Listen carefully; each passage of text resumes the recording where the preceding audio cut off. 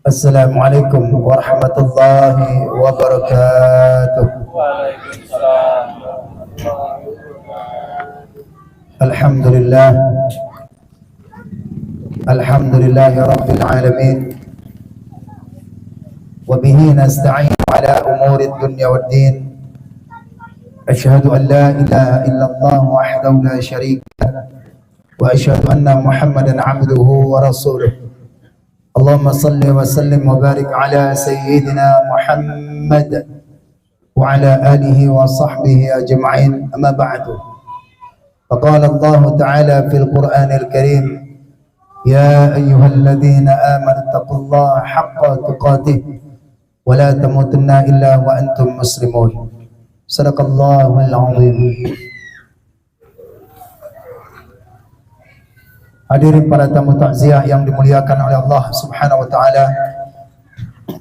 Marilah kita sama-sama mengucapkan puji dan syukur kita kepada Allah Subhanahu wa taala, yang mana Allah senantiasa melimpahkan rahmat dan hidayahnya kepada kita semua. Semoga kita dijadikan oleh Allah Subhanahu wa taala menjadi hamba-hamba yang senantiasa bertakwa kepadanya. Salawat beriring salam kita curahkan kepada junjungan Nabi besar Muhammad sallallahu alaihi wasallam, dan kepada para sahabat, dan kepada para tabi'in, tabi'in, dan kepada para ulama, baik ulama mutaqaddimin, ulama mutaakhirin, dan ulama mu'tabar. Senantiasa Allah mencucurkan kasih sayang kepada mereka itu semua sampai akhir zaman nantinya. Amin. Amin ya rabbal alamin. Yang saya hormatin pengurus Ketua Masjid Al-Hijrah Bapak Suradi, yang saya hormati Bapak RW, Bapak RT, tokoh masyarakat, yang saya hormati Sahibul Musibah, mudah-mudahan kita doakan beliau semoga diberikan oleh Allah ketabahan dan kesabaran, dan Allah berikan ganjaran terhadap kesabaran. Dan juga wabil khusus para jamaah tamu takziah yang dimuliakan oleh Allah Subhanahu wa taala, yang istiqamah menghadirkan daripada doa untuk saudara kita yang bernama Bapak Heru Saputra bin Sunardi.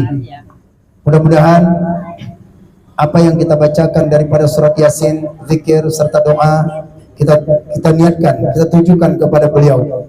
Semoga Allah mengampunkan segala dosa-dosanya. Semoga Allah tempatkan di tempat yang paling baik di sisi Allah Subhanahu wa taala, dan dijadikan kuburannya menjadi taman syurga nantinya insyaallah. Amin. Amin ya rabbal alamin.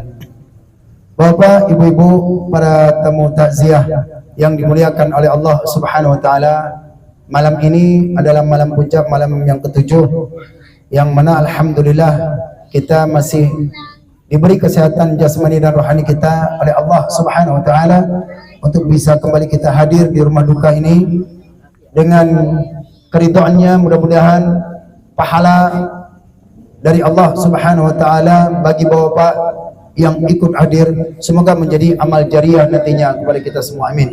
Amin ya rabbal alamin. Bapak sekalian, ibu-ibu yang dimuliakan oleh Allah Subhanahu wa taala, izinkanlah saya untuk menyampaikan sedikit mau'izah, nasihat-nasihat agama, perkara-perkara agama. Mudah-mudahan dengan kita membacakan surat Yasin terbukalah hati kita sehingga ilmu-ilmu itu masuk. Jadi ketika kita hendak masuk ilmu itu diketuk dulu dengan baca Al-Quran, sehingga terbukalah ruangan nur ilahi itu. Pancaran daripada nur Al-Quran itu akan masuk sehingga ilmu itu akan menetap. Terkadang kita dapat ilmu tetapi setelah itu lupa. Terkadang kita dapat ilmu hanya sebatas di telinga tapi kolbu belum masuk, di hati belum masuk. Terkadang ilmu itu sudah nangkap tapi ngamalinnya berat. Maka oleh karena itu kita minta kepada Allah Subhanahu wa taala, semoga yaitu ilmu-ilmu yang kita dapat, apa saja yang kita dengarkan, kita dapatkan mulai dari malam pertama sampai saat ini, semoga dapat kita amalkan dan Allah ridho kepada kita ilmu yang kita tuntut, ilmu yang kita dengarkan insyaallah nantinya. Amin. Amin ya rabbal alamin. Bapak, ibu-ibu sekalian, yang dimuliakan oleh Allah Subhanahu wa taala, saya akan menyampaikan sambungan daripada pertemuan kita doa arwah sebelumnya tentang permintaan sebagian, yaitu tentang masalah daripada iddah. Kemarin sudah saya bahaskan tentang masalah iddah. Apa sih iddah itu? Baik dalam segi bahasa maupun dalam segi istilah. Sudah saya sampaikan tentang masalah iddah-iddah itu. Oleh karena itu Bapak sekalian, sedikit saya akan mengulangkannya untuk menyegarkan daripada ingatan kita tentang masalah iddah. Karena ini masalah fikih gitu ya. Sebagaimana saya sampaikan, bukan masalah dakwah. Kalau dakwah siapa saja boleh. Yang enggak pandai ngaji pun bisa dakwah, bisa nyampaikan. Tapi kalau masalah fikih harus seorang alim, harus paham dia, paham baca kitab. Banyak orang yang bisa dakwah tapi baca kitab tak bisa. Maka oleh karena itu kita coba untuk menyampaikan ini, karena ini penting dan sangat penting bagi orang-orang awam yang tak sempat mengaji, yang tak sempat bertanya kepada orang alim ulama karena sibuknya. Jadi oleh karena itu ini sampaikan tentang masalah iddah. Iddah itu adalah masa penantian yang sudah kita sampaikan. Iddah ini ada sebabnya. Ada sebabnya, sebab karena yaitu kematian. Maka itu adalah iddah seorang perempuan sebab karena kematian daripada suaminya. Maka masa dia penantian, masa menunggunya, tenggang waktunya itu, iddahnya adalah seorang istri yang ditinggalkan oleh suaminya. Maka dalam Al-Quran menyebutkannya itu adalah yaitu ayyatarabbasna arba'ata asyhur wa asyrah, adalah yaitu 4 bulan 10 hari. 4 bulan 10 hari bagi orang istri yang telah ditinggal oleh suaminya, meninggal. Dan mulainya iddahnya itu ketika saat suaminya meninggal. Itu sudah berlaku tuh. Maka oleh karena itu tidak dianjurkan bagi dia untuk mengantarkan jenazah. Tidak dianjurkan bagi seorang istri yaitu untuk mengantarkan jenazah suaminya karena dia keluar. Kalau dengan perempuan itu khilaf ulama. Walaupun pendapat perempuan saja datang ke kuburan mengantar jenazah itu haram. Apalagi buka aurat, apalagi pakai celana ketat, apalagi nampak rambut, haram. Yang dapat maksiat itu si ahli mayit. Maka ulama makruh, pahala tak dapat. Maka untuk keluar daripada khilaf, al-khuruju khilafun mustahabun, lebih baik jangan, apalagi malam. Kan sudah selesai, ada imamnya, ada yang doakan, ada yang antarkan, ada jenazah, udah di rumah doa aja, baca Yasin, baca surah Al-Fatihah. Jadi tak perlu diantar.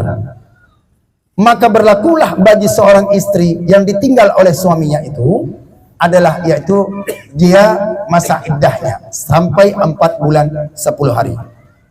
Apa saja larangan-larangan bagi seorang istri ini? Saya ulangkan lagi. Maka istri yang ditinggalkan oleh suami adalah dia tidak boleh berkhitbah. Maknanya itu adalah menerima pinangan orang. Tak boleh. Haram hukumnya. Bila dia menerima imam. Kalau sudah habis masa iddahnya, itu boleh. Tapi kalau belum, tak boleh. Masih banyak juga yang belum paham. Masih banyak juga yang ada belum habis masa nikah, janda nikah langsung. Kenapa? Karena ustadznya bisa dibayar, bisa disogok. Langsunglah keluar fatwanya. Langsunglah keluar kitabnya untuk dia bisa nikah. Dan kemudian perempuan yang sudah yang menjadi janda ditinggal mati oleh suaminya, dia tidak boleh yaitu keluar rumah kalau tidak ada hajat. Kalau tidak ada hajat, ke pasar, udah beli pulang, ya, nggak boleh nongkrong lagi, pulang aja. Ya. Kemudian jangankan untuk kita belum pergi keluar ke rumah, ngaji aja tak boleh. Majelis taklim jangan. Yang ada nanti timbul fitnah. Di rumah aja. Tapi kalau tempat tetangga boleh, nggak apa-apa. Ya, kalau di rumah kali suram dia malah ketakutan, malah sedih. Biar ada sama dengan tetangga. Tak boleh daripada keluar rumah. Kemudian perempuan itu apa dia yang ditinggal suaminya, maka yaitu dia ihtidad atau ihdad. Makna ihdad itu apa? Yaitu tidak memakai wangi-wangian, emas, pakaian cantik, pakaian mewah. Itu bagi orang yang ditinggalkan oleh daripada suaminya, maka dia tidak boleh. Maka tidak bolehlah dia dengan pakaian-pakaian yang itu. Maka istilah fikih itu disebut dengan ihdad atau ihtidad. Dan masih banyak lagi. Tidak bolehlah dia itu bertatap muka. Asalkan keperluannya saja untuk hajat, maka ya itu boleh. Seperti dia bekerja, karena memang dia ada menjadi tulang punggung. Dia bekerja. Kalau tidak bekerja, bagaimana melanjutkan kehidupannya? Itu dia boleh. Itu satu. Sebabnya. Kemudian sebab iddah seseorang itu kenapa? Karena adalah hamil. Seorang yang dia cerai dia oleh suaminya, tapi cerai dalam keadaan hidup, tapi istrinya itu dalam keadaan hamil. Maka iddahnya perempuan itu selesaikan dulu dia masa melahirkan, baru dia boleh nikah. Dia boleh nikah. Tapi kalau dia nikah juga dalam keadaan hamil, maka di dalam kitab I'anatul Talibin hukumnya haram, walaupun sah secara rukun syaratnya, akan tetapi perbuatannya itu haram. Sunat untuk mengulangkan lagi. Ini fatwa Imam Al-Bajuri ya, bukan saya nyampaikan. I'anatul Talibin Imam Al-Bajuri Syekhul Al-Azhar yang dikaji oleh kitab santri. Kemudian apalagi, yaitu sebab daripada iddahnya perempuan yang dicerai dalam keadaan haid, yang diceraikan yang dalam rutin haidnya, maka yaitu dia diceraikan, dia normal haidnya, maka iddahnya tunggu 3 quru. Salah satu quru, makna 3 quru itu adalah 3 kali suci 3 bulan. Nah, setelah itu baru boleh. Ini kalau dia tidak mau rujuk lagi ya. Bila dia tidak mau rujukkan daripada istrinya yang sudah talak 1, talak 2, maka boleh, maka habiskan dulu masa iddah. Tapi kalau si suami tidak merujukkan kepada istrinya, kalau si istrinya ini sudah habis masa iddahnya 3 bulan, 3 kali suci, maka dia nikah ulang lagi. Ada wali, ada saksi. Demikian disebutkan oleh Abu Syuja dalam kitab Matan Takrib atau Ghayatul Ikhtisar. Kemudian yaitu di samping 3 quru itu lagi, apa dia? Yaitu daripada wanita yang menopause atau wanita itu tak ada haid. Tidak ada haid, maka dia itu 3 quru juga. Maka samalah dia 3 quru.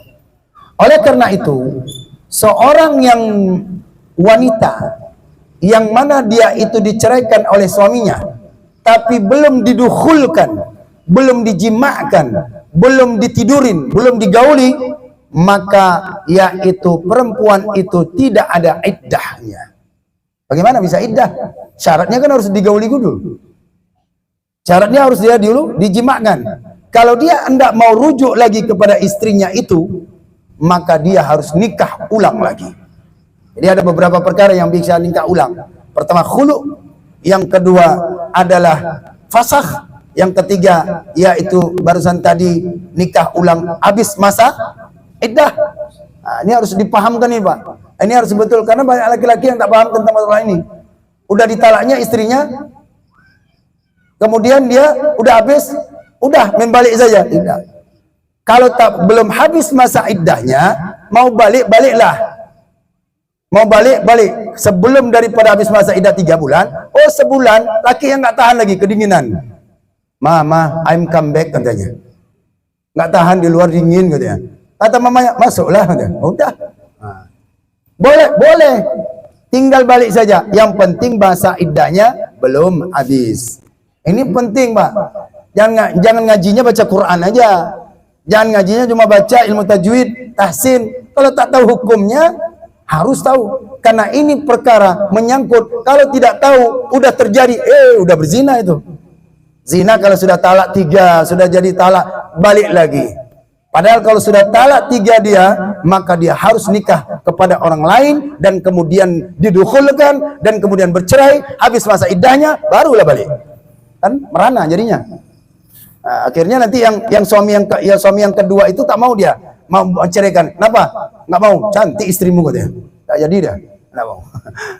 Jadi oleh karena itu, masa-masa iddah ini adalah masa iddah, masa penantian bagi seorang istri, yaitu dia menunggu daripada masa iddah 4 bulan 10 hari. Ini peringkasan sedikit. Terus bagaimana dengan seorang laki-laki? Ini sambungan kita yang kemarin nih. Bagaimana seorang laki-laki? Apakah ada iddahnya? Kemarin Bapak bilang nggak ada iddahnya. Iddah laki-laki itu tidak ada. Iddah laki-laki yang sebenarnya itu tidak ada. Iddah laki-laki yang sebenarnya itu tidak ada. Begitu meninggal istrinya, mau dia nikah, ijab kabul, silakan. Tidak masalah, karena dia tidak ada. Yaitu masa iddahnya. Paling kata orang, oh, dia baru meninggal, belum lagi kering kuburan istrinya, dia udah menikah. Betul, Bu? Ada ibu-ibu nih. Jadi tidak menikah, walaupun dalam hukumnya itu boleh. Akan tetapi laki-laki ini ada 2 keadaan kondisinya dia memiliki masa iddah. Ada 2. Dalam kitab Syarah Yaqutun Nafis karangan daripada Muhammad bin Idris, karangan Imam Asy-Syatiri Hadramaut, cetakan Darul Minhaj, cover warna coklat, halaman 654. Di situ ulama mazhab Syafi'i Hadramaut, ulama beliau menyarankan kitab, kata beliau, hal iddatu 'ala ar-rajuli, adakah seorang laki-laki itu masa iddahnya? Ala fi halataini, yaitu di dalam 2 keadaan, 2 kondisi seorang laki-laki ini berlakulah bagi dia, yaitu masa iddah. Jadi yang sebenarnya tadi tak ada iddah, tapi berlakulah kata Imam Asy-Syatiri, yaitu masa iddahnya seorang laki-laki. Apa dia? Pertama, seorang suami dia berlaku bagi masa iddahnya. Nih Bapak nih, kita semua nih Pak. Contoh, saya kasihkan ibarat dulu. Saya kasihkan ibarat. Mobil punya rodanya 4. Mobil rodanya itu punya 4.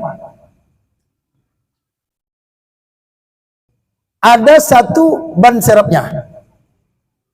Dalam perjalanan, bapak-bapak itu bannya bocor. Kira-kira Pak?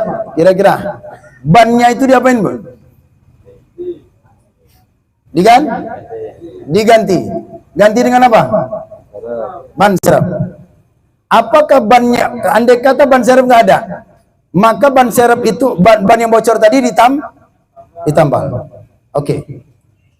Seorang suami yang punya istri 4, ini umumnya biasa orang yang mampu, yang banyak duit. Macam kita, ini pas-pasan aja. Ya kan? Istri 1 aja belum lagi terselesaikan. Seorang suami punya istri 4. 1 istrinya ini diceraikannya, Pak. Diceraikannya, entah apa terjadi nggak tahu, ada angin atau hujan nggak tahu lah. Pokoknya mereka lah yang dalam berumah tangga. Maka istrinya itu diceraikannya.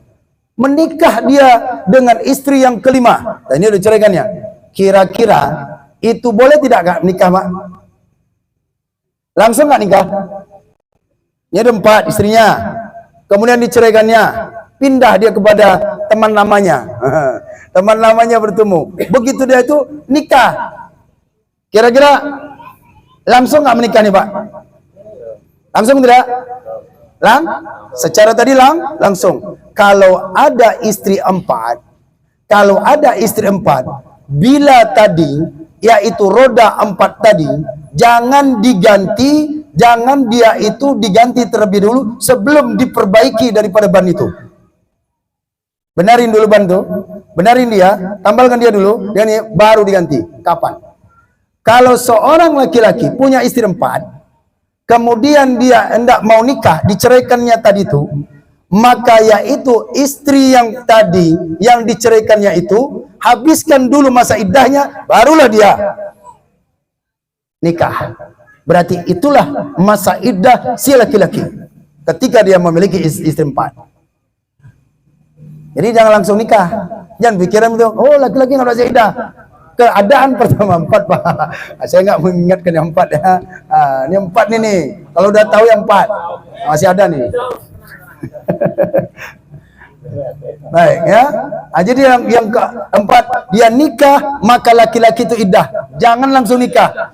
Habisin daripada iddah perempuan ini dulu. Yang istri yang keempat barulah nikah. Berarti kalau dia hamil, ya berarti dia habiskan. Kalau dia yaitu dia kuru, kalau dia suci maka 3 bulan. Maka tunggulah 3 bulan baru nikah. Itu yang pertama, keadaan pertama. Keadaan kedua, si suami ini tak boleh dia nikah, tunggu tenggang terlebih dahulu. Ada masanya. Apa dia? Kata Imam Asy-Syatiri dalam kitab Syarah Yaqutun Nafis, itu halaman kitab itu 865 halaman. Saya ngambilnya dalam 154. Bab tolak, bab roja'i, bab iddah. Maka yaitu yang kedua ini apa? Bila dia punya istri, kemudian istrinya itu diceraikannya atau istrinya ini meninggal, rupanya istrinya ini punya saudara kandung, maka dia tunggu masa iddah istrinya dulu, baru dia menikah dengan saudara kandung. Karena menikah dengan saudara sesama kandung itu tidak boleh. Maka habiskan terlebih dulu. Bila dia menikah dengan daripada bibinya, maka yaitu habiskan terlebih dahulu masa iddah istrinya ini, barulah dia menikah. Maka laki-laki yang ini harus ada menikah, harus ada iddahnya dalam kondisi 2 keadaan ini. Oleh karena itu Bapak sekalian yang dimuliakan oleh Allah Subhanahu wa taala, seorang suami harus dia paham betul, kita semua bukan hanya orang menikah, tetapi sudah berumah tangga, dia harus mengerti tentang tolak. Cerai itu ada terbagi. Pertama, boleh dicatat nanti. Pertama adalah talak soreh. Namanya talak soreh, yaitu cerai soreh. Contoh cerai soreh itu apa? Jelas nyata, ku cerai engkau, talak 3. Ku cerai engkau, nggak ada tanya-tanya lagi. Yang kedua, ada namanya itu talak kinayah, namanya sindiran. Bungkus bajumu, pulang kau sama orang tuamu. Itu butuh niat. Kalau dia kinayah, sindiran, dia butuh niat. Tanya dulu, maksud abang apa sekarang nih? Saya pulang kampung, main-main atau gimana nih?